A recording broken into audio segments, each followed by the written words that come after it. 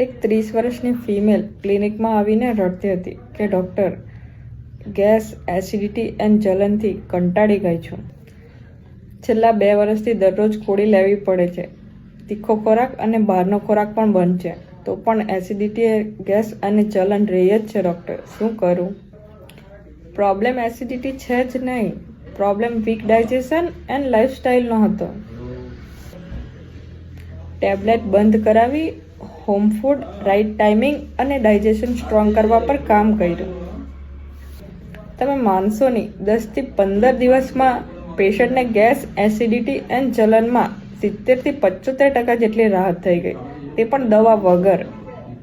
શું તમે પણ તમારી એસિડિટીથી પરેશાન છો અને છુટકારો મેળવવા માંગો છો? તો આજે જ DM કરો અને તમારી એસિડિટીમાંથી છુટકારો મેળવો.